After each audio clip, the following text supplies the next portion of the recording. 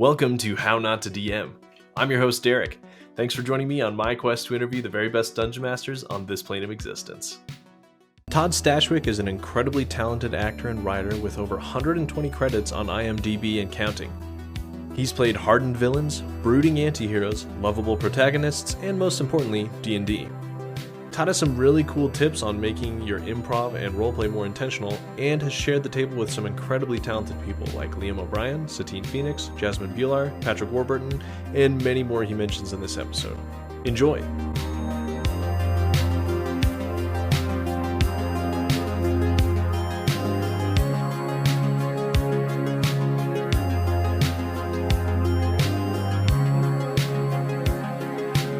A little bit about myself. I'm a Chicago boy, born and raised in Illinois, suburbs outside of Chicago.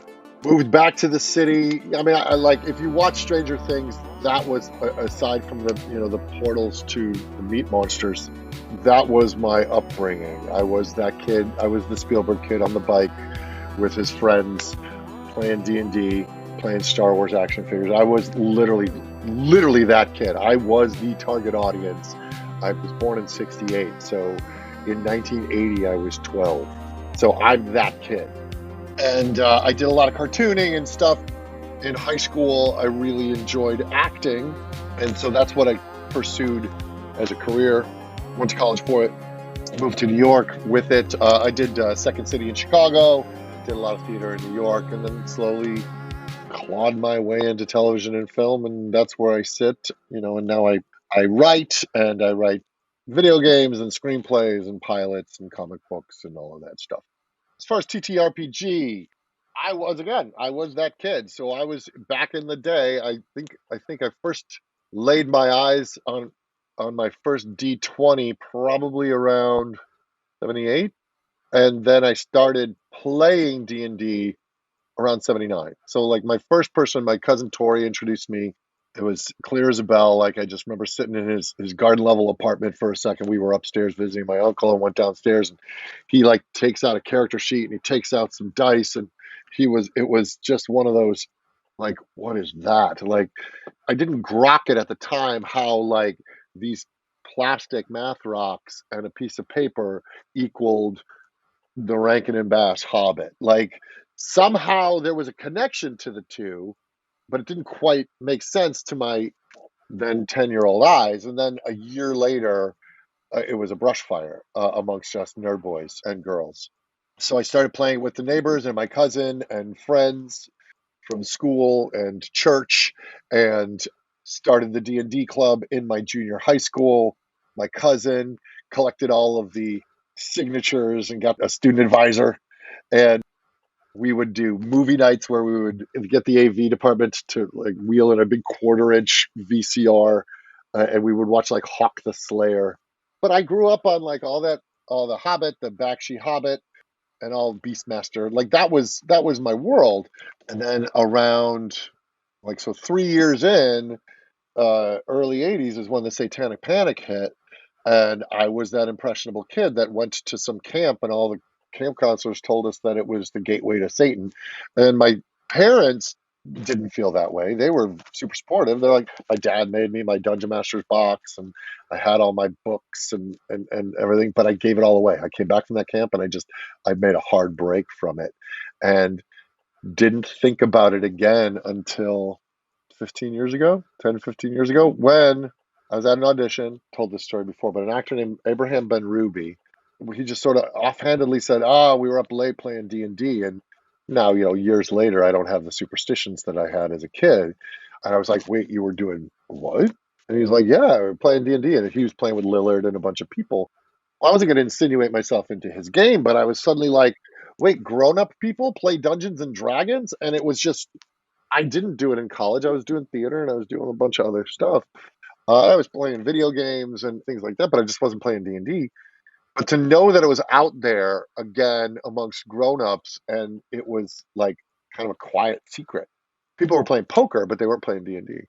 And so I went on eBay, and before they were really collector's items again, I went back and bought all my original books. I actually have one right here.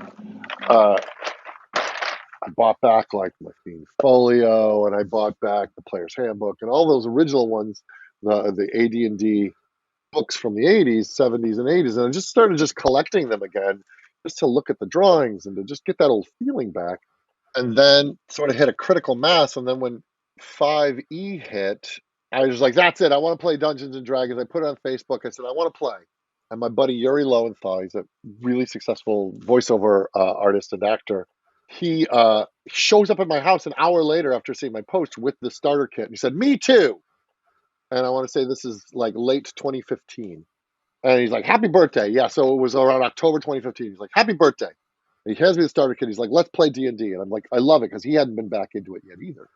And right as that happened, I booked 12 Monkeys and left LA for 3 years. But in the middle of all that, late 2016, so this is a long story, but it'll end soon. Long story, but for 12 Monkeys, the sort of request came down from one of the producers that they wanted me in like prison yard shape for season 3. I'm like, I'm 48. What does that mean?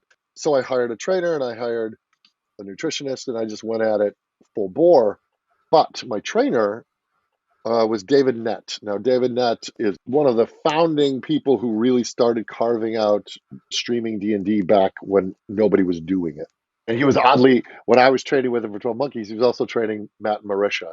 So it was like, so I was dipping my toe back into it, and I had this amazing Sherpa who said, look, when 12 Monkeys ends, and it'd be done by the end of 2017, I will start a table for you and Yuri, and we'll get a bunch of people, and we'll start ongoing. And this month we'll start the 5th year we've had the same table. So that's my long journey into D&D with that old school AD&D, and then my journey back. And I haven't left the table since late 2017, when I started, reading the new player's handbook and started character building. I think we had a session 0, and then we actually started the campaign in early 2018. So it's been 4 full years. We're now heading into our 5th with the same campaign. And then dungeon mastering, my 11-year-old daughter, a 10-year-old daughter at the time, was like, what is that, Dad? What are you doing? I'm like, it's Dungeons and Dragons. She's like, I want to play. So I cracked open the starter kit and grabbed a bunch of her friends and was sort of compelled into learning how to DM again for a bunch of 10-year-olds. And that's how I started DMing again. That's so awesome. Yeah, I wonder how many people out there like you were scared out of it and have refound the hobby, There must be quite a few, but yeah, that's an interesting thought. Well, Anthony Rapp, he and I talked about it because we have similar journeys. I don't think it was Satan that pushed him out of it. He was a Chicago kid who started playing in the 80s and then came back to it in his late 40s, early 50s. So you mentioned running games for your daughter and her friend. Do you have a memory of the first game you ran way back when you were a kid? Yeah. Well, we ran the modules, as we called them then. Back in the day, we would eagerly wait the little pamphlet, because you would use the cover as your DM screen, because it had all the maps already on the inside of it. So I think one of the first ones we dove into was like In Search of the Unknown and Keep on the Borderlands. Those were the first ones, and they came with the box, I think. And then we were also playing Gamma World and Boot Hill and Top Secret. And then I remember homebrewing one that was all based on Clash of the Titans.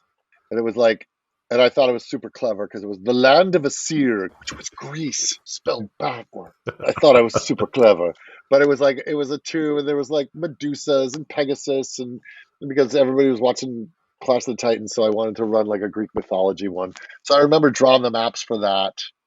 Wish I still had them. I wish I still had all my old character sheets. My buddy David still has all his. He's been running kind of contiguously since the 80s, running games. So he never gave it up, really. Yeah, it would be cool to kind of run down memory lane with all those. Like you said, looking at all the old pictures of the books you used to have, I'm sure it'd have a similar effect. Makes me happy. So running games, I'm sure these might kind of be more recent examples, but what do you feel like are some of the mistakes that you've had to learn from as a dungeon master? Over prep is a big one, and every DM will tell you, because it's like your players are going to break it.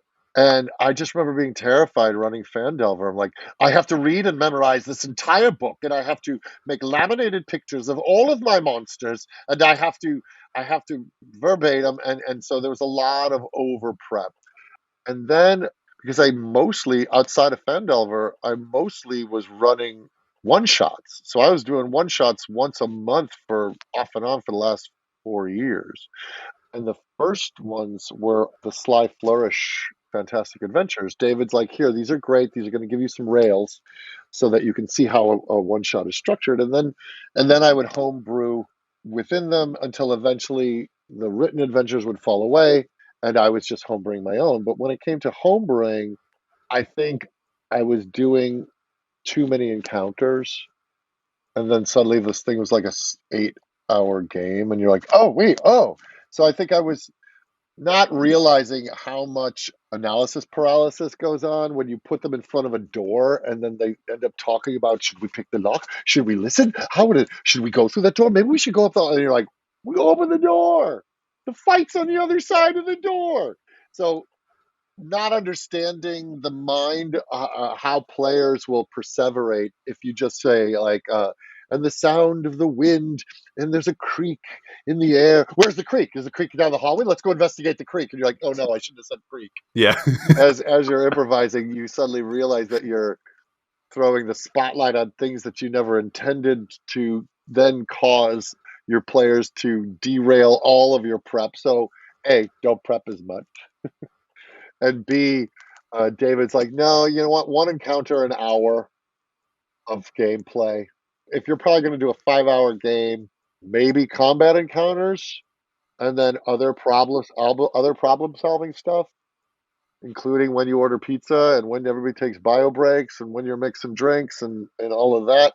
So those were some early kind of rookie mistakes. Was just over prepping. That's why, again, I sound like I'm a commercial, but Sly Flourish has those great lazy dungeon master guides. They are essential reading for DMs. Yeah, I have my copy just over here too. Yeah, I love that book. So good. As far as memories of cool stuff that's happened in your games, what are some of the ones that stick out that all of you, all of the players or the DM still talk about to this day? One of my favorite things that it's like you have this moment that it occurs to you. So this was as a player. My character is a sorcerer. And so we had just come out of the Tomb of Elemental Evil and we got captured and we were stripped of all our weapons. And I woke up, chained and bloody and my eye had gotten put out and I was stripped. I was like naked and I'm a sorcerer. And then I'm like, what do I do? And then I go, all right, DM, what are the odds after crawling around the temple element and we're being attacked and we're trying to escape, right? We finally get out of our shackles. I go, what are the odds that after crawling around in the catacombs of the Temple Elemental that I might have some sulfur and bat guano beneath my fingernails? And he goes, yeah, you would. So it was one of those moments where, like, just thinking narratively, how, without any of my components, am I going to be able to cast and get us out of this? So it was just this like scrambling up the stairs naked, like it was like out of that Viggo Mortensen film where they're fighting naked in the sauna, Eastern Promises. Anyway, there's an amazing scene. He's like in a sauna and it's a fight scene, but just filthy and bloody and naked, and then just trying to race up the spiral staircase while I'm just casting fireball based on a little bit of gunk that was left in my fingernails from the previous adventure. So that was fun, kind of mathing out the reality of the narrative and how I can use it. Years or two ago, we had received treasure, and one of the items that my buddy Chris Monfett, he was a writer for 12 Monkeys, he's at our table. One of the items that he got was a ring of number numbing or number confusion. And it's basically you can cause somebody not to be able to do math. And he's like, I don't know why I got this, but I got it. And he kept it for years. So we were in this classic, Tolkien way, trapped with a red dragon in his lair with his hoard of money. And Chris decided to do a gentleman's wager with the dragon to let us go for free, he scooped up some coins and put them in his pocket. He's a rogue, so he scooped up some coins. And he says, okay, oh great and powerful dragon, surely you are the master of your treasure. And so David was role-playing it with, like, don't insult me. Of course I know every coin that's in here. And then he said, all right. And he bet him if he could tell him, based on his knowledge of the room of coins, how many coins he had in his pocket. Because dragons are smart and they know their treasure. How many coins do I have in my pocket? If you can guess that, you can eat us all. And if you can't guess it, you let us go and you owe us a favor. So the dragon just smugly takes the bet, and Chris takes out the ring of number confusion. And it was like one of these moments where we were actually in my yard, because it was still during the pandemic, but we were social distance playing. And everybody else was on their feet watching them RP this scene. And David rolled a wisdom check at disadvantage because of the number confusion, and he failed the check. And so he outwitted a red dragon, and we all just went on our merry way with, we left a messaging stone with the dragon saying, we're going to call. So those are two player examples. And then one really fun moment of just having the freedom to explore and play with a group of people that you love. I was doing a charity game with some wonderful, wonderful players, David Nett and Satine Phoenix and Brandon Cleely. And it was like a cat-themed game. We were all playing cats because it was for a cat rescue. There was a moment where the pirate ship and a ship was about to, board and attack, and David was playing Elmeounster, a mage, like a dark mage. It was just silliness. But he wanted to cast Shatter on the mast of the other boat to stop its forward motion. So he cast Shatter, and I rolled a con save against the wood just to see, what would it do. And of course I failed it.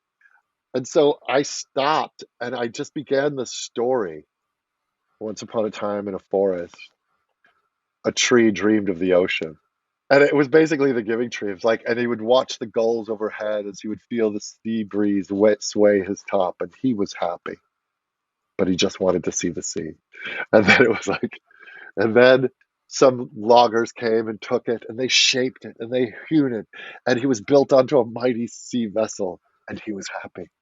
And he went out to sea, and he saw many adventures. And over the sky, now the gulls came to him and perched upon him as he set out to sea, as they rest in the middle of blah, blah, blah. And then he exploded.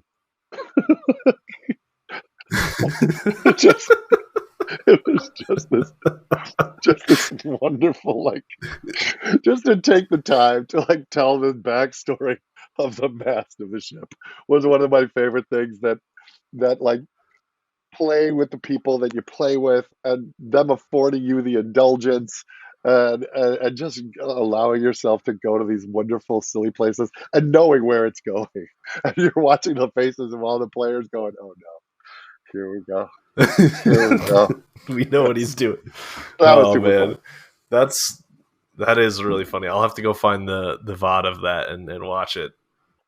Who do you feel like are the greatest influences on you running games? Who do you draw from? Oh, God. I'm a shameless thief. Yeah. Well, first and foremost, David Nett is responsible for so much of my understanding of, he's my, it's like one of those things where I imagine he gets sick of it and just goes, just open the Dungeon Master's Guide, Todd. You don't have to call me. And then, Satine, of course, I've had the good fortune of sitting at her tables. Abria Iyengar, I love her stuff. I've watched Mercer, of course, and Liam O'Brien. I love how Abria, when she's doing initiatives, she will tell who's on deck. Like, you're up, you're on deck. And it just keeps it moving in a beautiful way. I stand on the shoulders of these giants, and I constantly am impressed and amazed. And I will listen to Jasmine Bhullar, who's a friend of mine. And I'm also very fortunate that I know these people too. So I can text them and ask them questions about Dungeons and Dragons. Mike Neistel, I've stolen from him. There's just so many great players out there. Jen Kretschmer, great DMs out there. And I've had the good fortune of B. Dave Jesus, like I've had a good fortune of being able to sit at the tables of not all of them.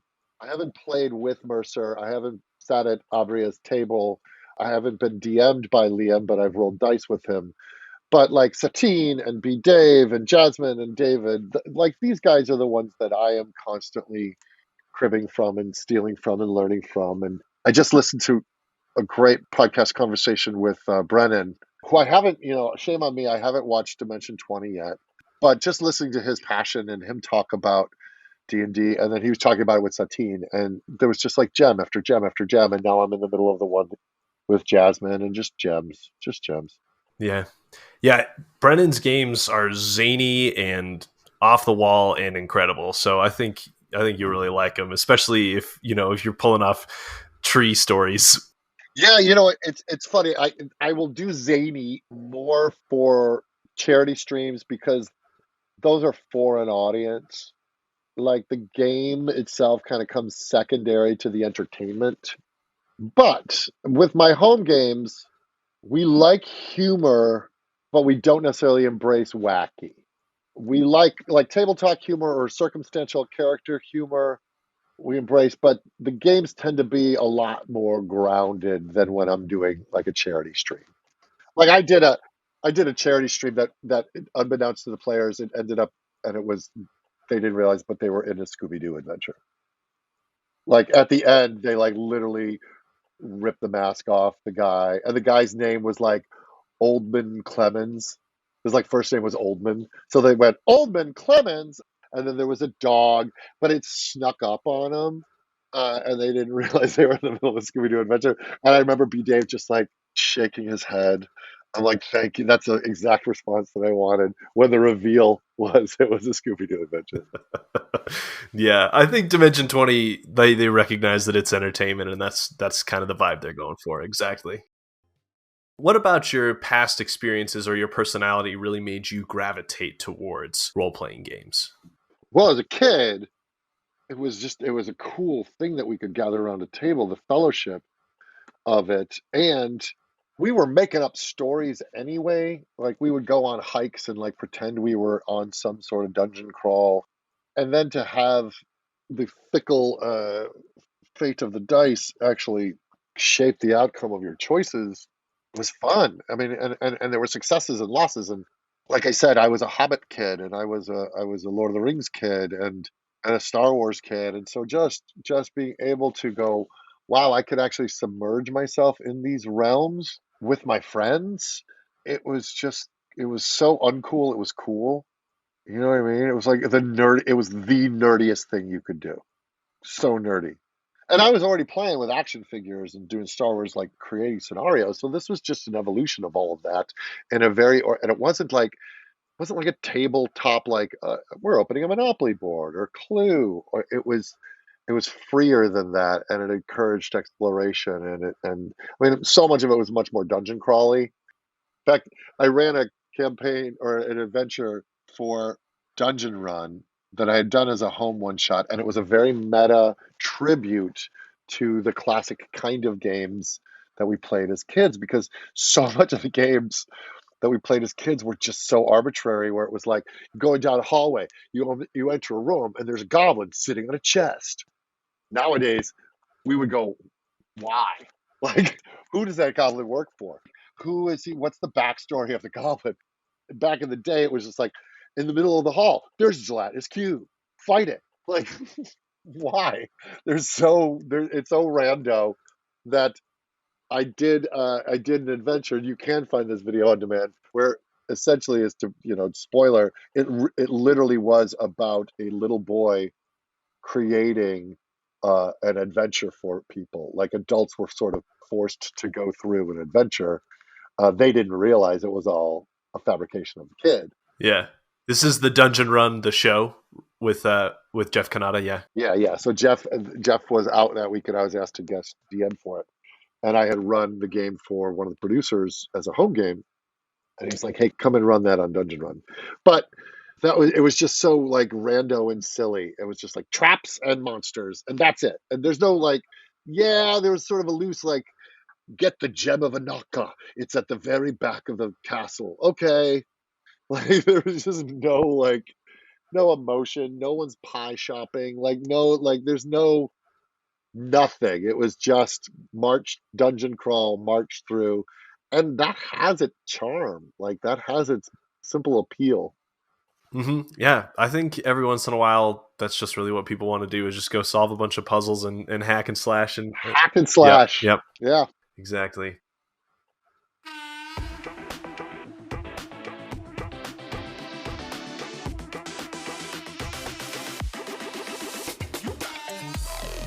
And now it's time for Quickfire Chaos.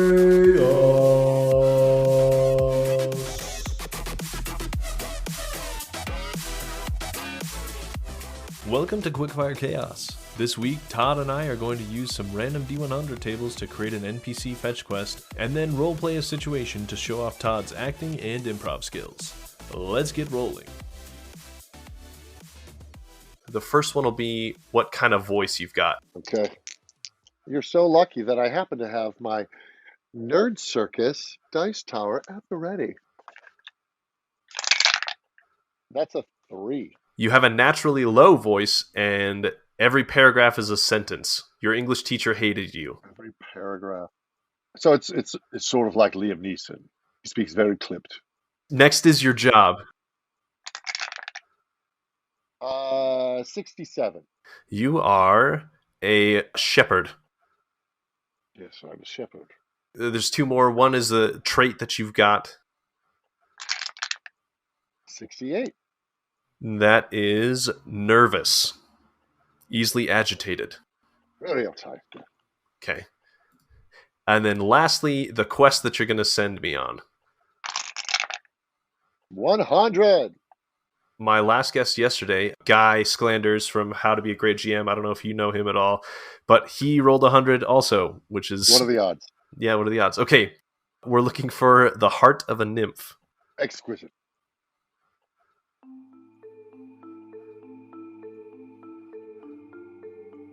Good sir, I hear that you are in need of some assistance. Welcome to the hills of Indinga. Yes, I am Rothic. I am a shepherd, and as you can see, all of my sheep have turned to stone. Now, I have done the research, and I have found that it is a curse. I have 2 of the components, but one is missing. I need you to venture deep into the woods of Blizzard and find me, the heart of a nymph. It is harvest soon. I must shear these sheep, and I cannot shear stone. And I will go broke. My family will starve. You are the champion that is required. So please, head into the forest of Blizzard and find me the heart of a nymph. You need not cut it out. What I need for you to do is win her heart. Oh, that's a twist I did not foresee, but it shall be done. I'm not a barbarian. I am but a shepherd. I do not ask that you cut the heart of a nymph, but have her return with her undying expression of affection for you. Are you a bard, sir? I am not, but I know a few songs. You might want to bring me. That is a fantastic suggestion.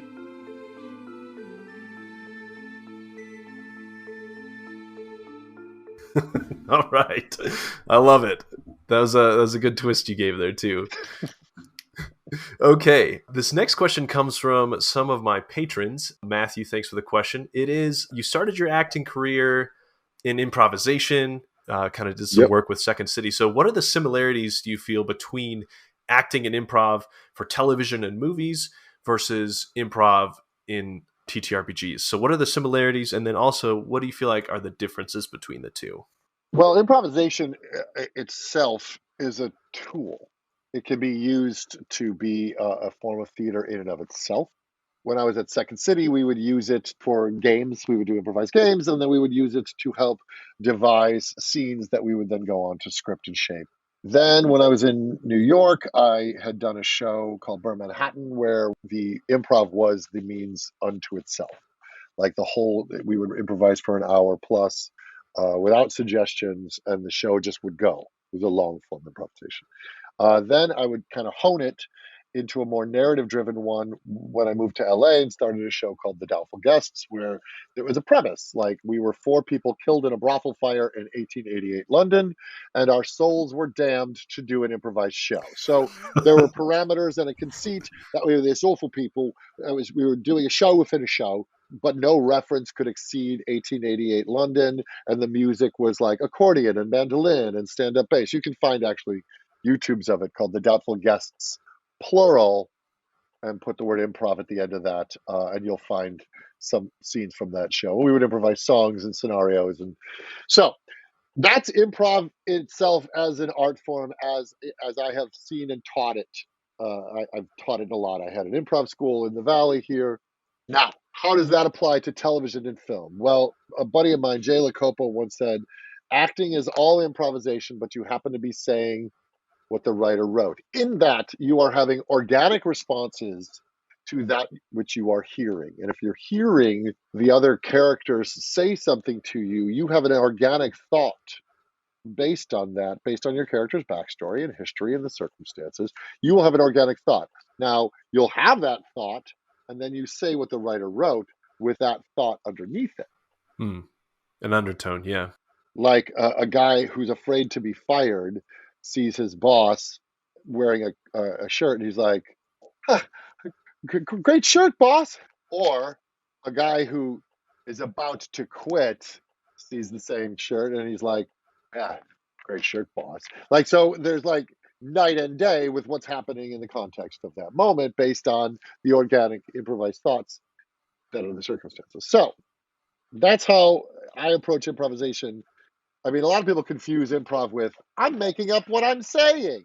That's not always the case. Improvisation is sometimes not what you're not saying at all.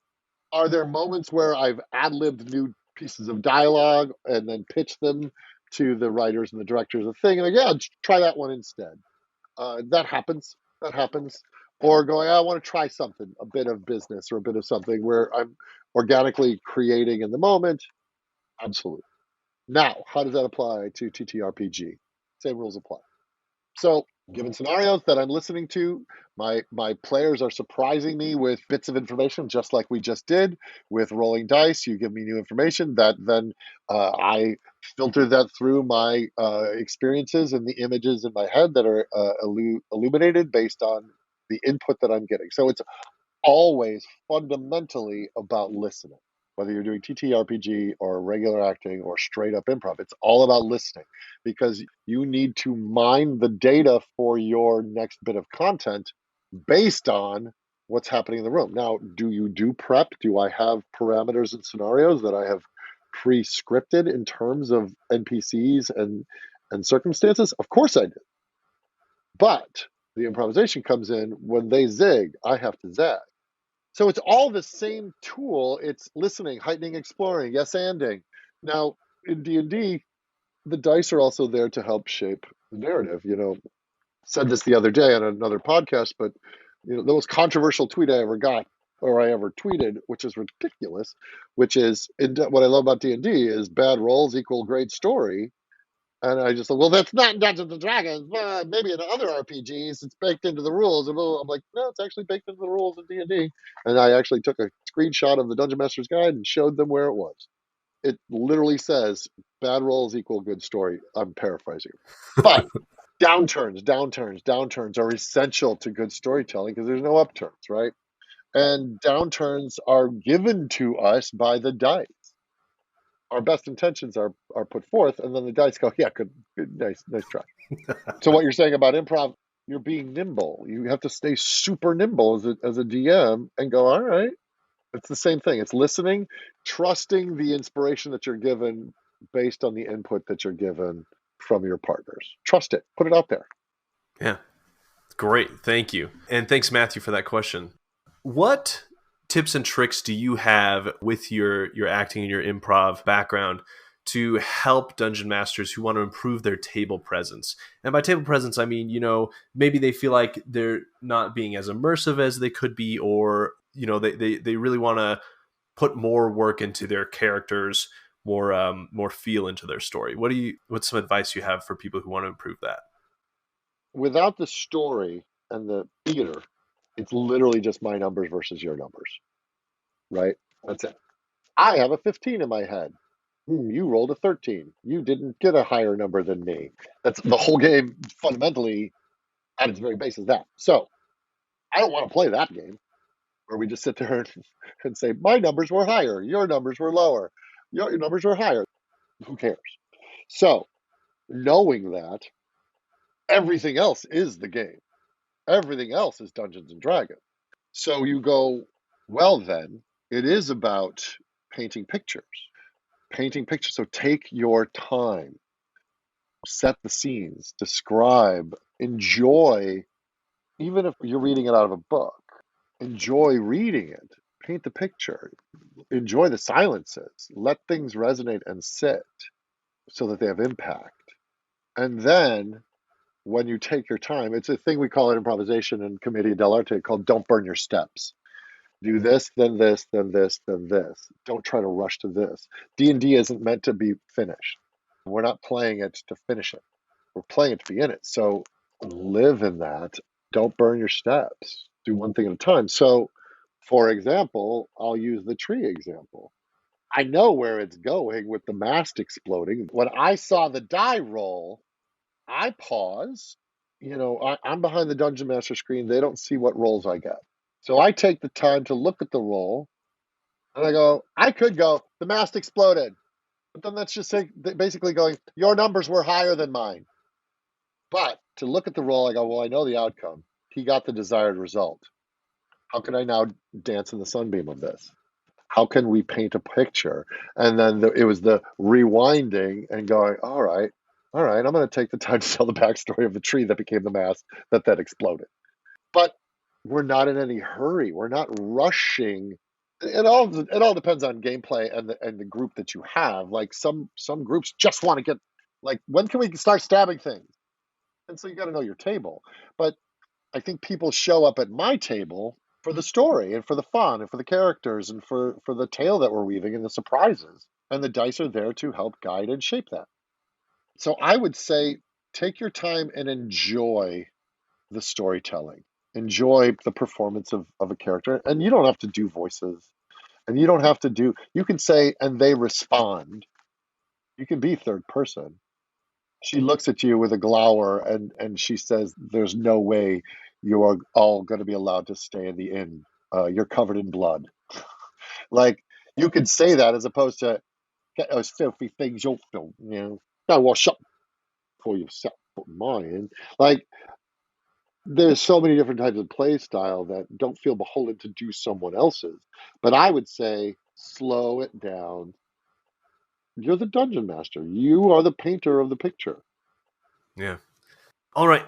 Have you introduced anybody from your work in film and TV to D&D, to tabletop role-playing games? And who from those industries is most fun to play with for you? I got to do a game for a bunch of 12 Monkeys people, whether they were writers and actors, and it was and Aaron Stanford was at that table, and Amanda Schul was at the table, and Amanda had never played D&D, and it was adorable. And Amanda's like such a note taker, and she's like, boom, she will put all the tabs in the books, and she's like really buttoned down in her approach to things, and so she was going to do it right, and it was really fun because she just kept, every time she would cast a spell, she would say bippity boppity boo. And it made me the happiest boy. She's like, and then we bippity boppity boo. And then Aaron Stanford really took to the game, and I've played with him like 3 times now.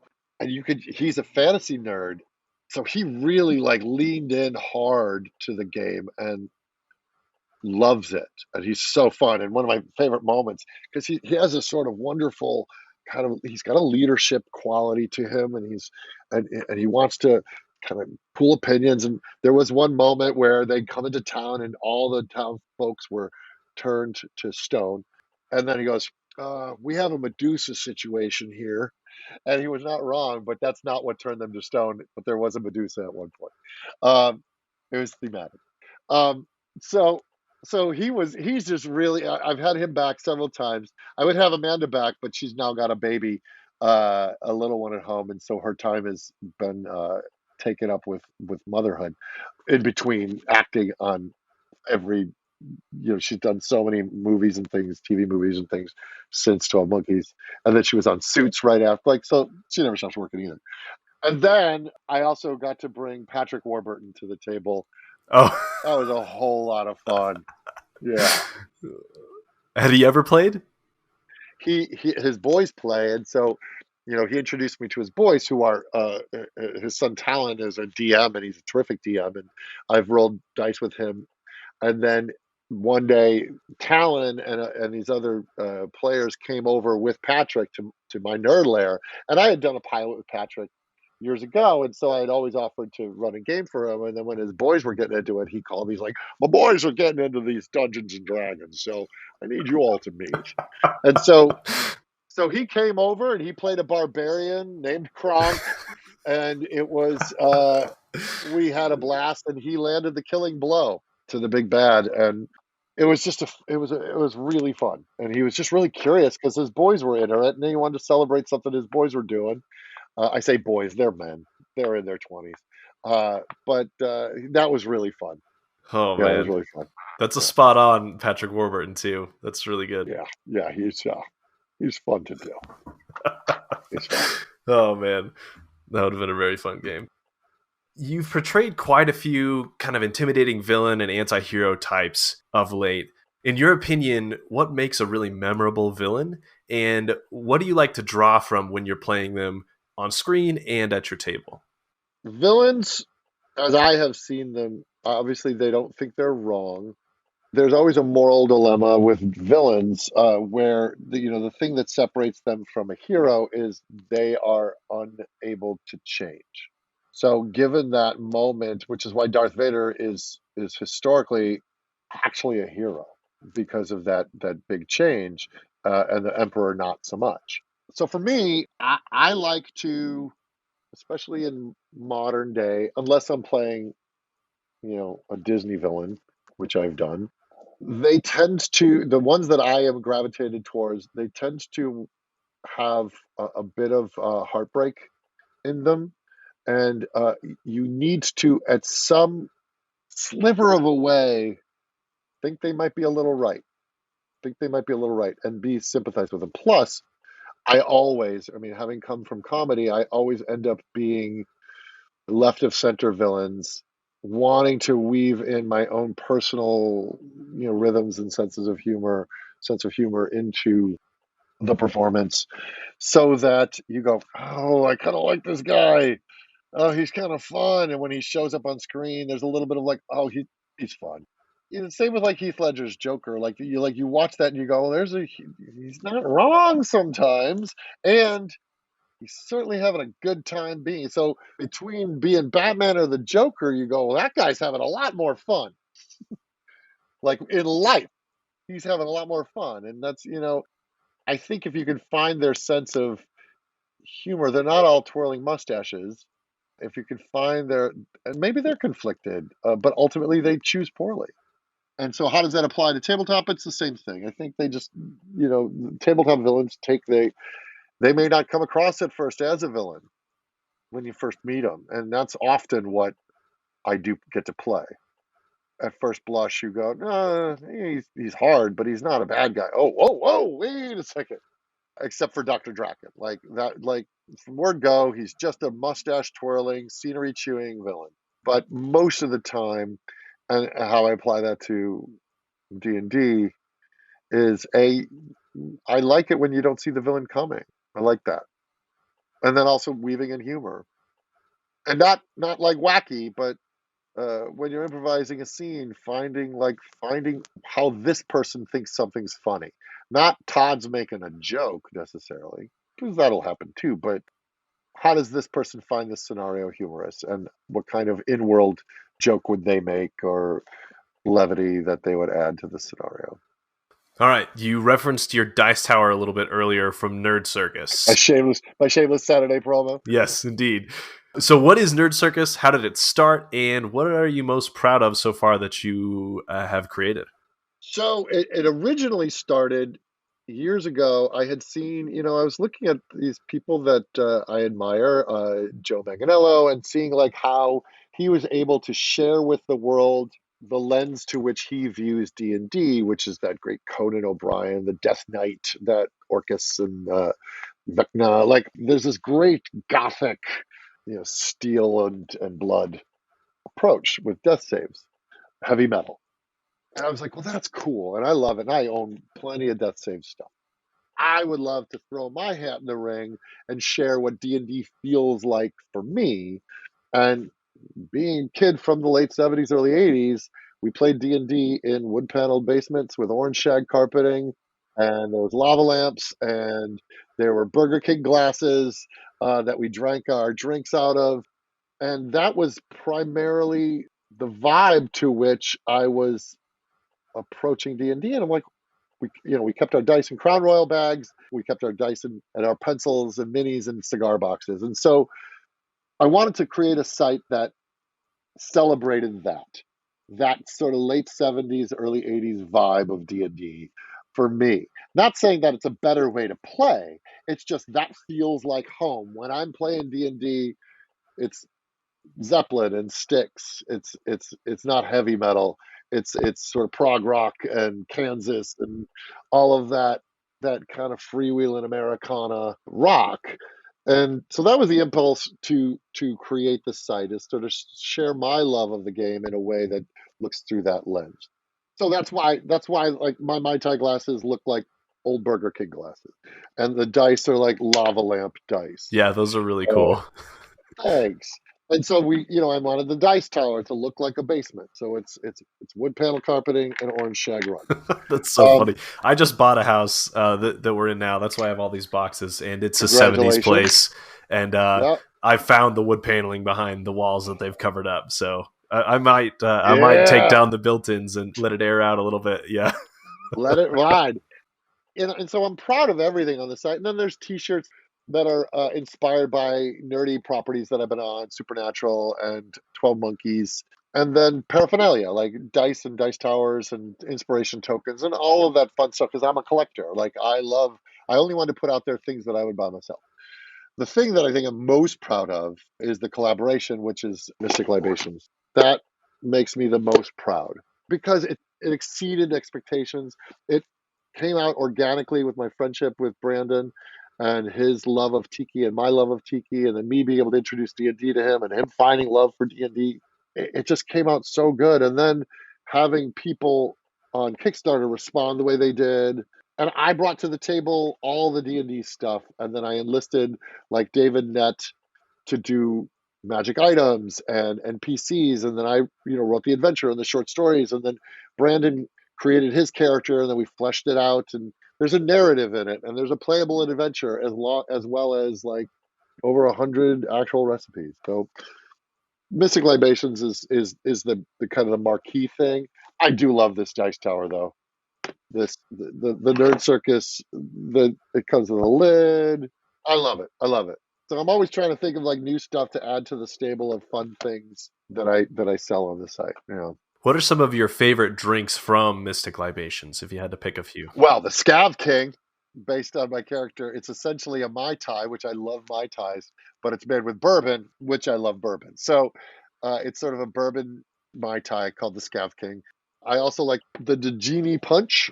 That's really tasty. The simple one, which is the Bloodthorn Brew, which is dragon's milk, bourbon barrel stout, mixed with chocolate port. And it's like if I was a vampire, I imagine that's what blood would taste like, because it's just like nom nom nom nom nom nom nom nom nom. So yeah, I mean, there's so many good cocktails in here because our mixologist is a bartender at Trader Sam's at Disneyland. Oh yeah, a man by the name of Roy Hansel. There you go. So they're legit drinks. All right. So all of that stuff can be found at theNerdCircus.com. I'll make sure to include a link in the episode description so you guys can all check it out. Thanks. But yeah, that sounds like it was a lot of fun to make. What are your parting words of wisdom and encouragement to new DMs and to maybe people who are getting back into the hobby like you did? New DMs, I would highly recommend If you're running one-shots or a campaign, do a pre-written one. Do Fandelver. Do Sly Flourish. Do pre-written campaigns first. Do not try to write. That's just my opinion. Other people will tell you, dive in head first. I'm saying the training wheels that it gives you to slowly internalize the shape of an adventure, the shape of an encounter. There's so much else to be in charge of. Running combat, initiative, all of that stuff is hard enough than having to just go, I'm going to write one soup to nuts, which is like, that's far more ambitious than me. And, if you choose to, bless you. I would encourage people to do pre-written adventures first. That's a big, big thing. Beyond that, be a DM. Because some people say, I want to play DandD. I want to play DandD. I can't get a group together. And I heard Brennan say this. He goes, 100% of the people that say, I can't find a group, it's because they're not choosing to be a DM. And so if you're a DM, you are the inviter. You are the one who creates the table. And watch how quickly you are able to put a table together and start playing DandD.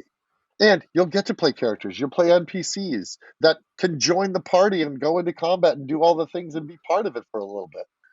If you want to play D&D, start the group. Don't wait for someone to ask you to be a part of it. And just run one. Run a one-shot and see if you like it or not. No one's telling you have to start a 5-year campaign. Taste it. Try it. Those are my 2 big headlines. I feel like the moment people find out I run games, like if they are into it, they're like, oh, well, we should play. Like everybody who wants to play, when they find out you run games, will want to play with you. I have no shortage of players. Yeah. They're like, DMs are like the 80s high school drug dealer, where it's like, no one really wants to be one, but they won't get the party started until you show up.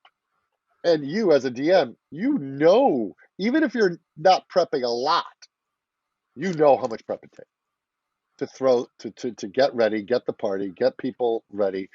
But it's so much easier for people to just go, I want to play D&D. You do it. Like, you go, you know how much time that is? And one-shots, I like to write them. So that's a whole other mountain to climb. But I love doing it, so I don't mind. And it's a fun preoccupation thought, and you're having a good time. And that's my place where I'm able to bring new people to the table, because it's over and done with in one evening, and get a different group together every week. It's like I used to do an improv show called Mayfly, where I would gather improvisers once a week to do a show, and they would never see each other again on the stage in the same group. And I'm like, that's kind of how this is scratching that same itch, that improv itch that I don't get to do in theaters now. I get to do around a table, and I don't have to charge tickets. I don't have to try and fill a house. I just have to get 6 people who want to show up. What projects are you working on? Any upcoming streams or appearances or anything? Anything you want to plug here? Upcoming, I have a video game that I co-wrote that I'm very proud of called Forspoken. That will be on the PS5 late May. I'm writing with a group of people on a Marvel game for Skydance New Media.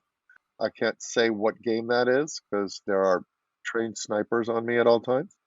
And then I'm working on a TV thing that I can't talk about at all, that I am so excited about, that I will hopefully be able to talk about sometime this year. Beyond that, I'm going to be at GaryCon. I'm going to be running 3 tables at GaryCon. Streams, if they sound the horn of Gondor, if they light the beacon, I show up. I don't ever plan them, but like if I'm asked to DM a Jasper's game, I'm always there to do it. If I'm asked to jump in on someone else's stream, I do it. I just don't motivate them myself. There's only so much bandwidth. Those are the things to promote. And then always Nerd Circus. People go just check it out. And if you want to know a little bit more about how I see the game and the sort of the spirit of the game for me, that's a good place to look. Well, thanks so much for your time, Todd. It's been an absolute pleasure. Thanks for having me. Yeah, I've enjoyed the stuff I've watched with you in it. I had a DVR in college when 12 Monkeys started, and so it was like my come home from class, decompress, watch a few episodes kind of thing. Yeah, it was great. Oh, thanks. Yeah, it was. I was so proud of that show. It was such a treat to do, and the relationships made on that show endure today, and they are some of my favorite, most wonderful people. And it was a great. It's a show I would watch if I wasn't on it. I have the Word of the Witness right over there in the corner, and it's being held by the medieval witness costume, which is on a mannequin in my. Yeah, the mask and the hood, and it's the medieval witness. And Terry gave me that, and so they're clutching the Word of the Witness, which is still rolled up. I got to find a place to hang it because it's huge, and I'm not on it anyway, so who cares? Yeah, who cares? All right. Well, thanks a ton, Todd. Great meeting you. Take care.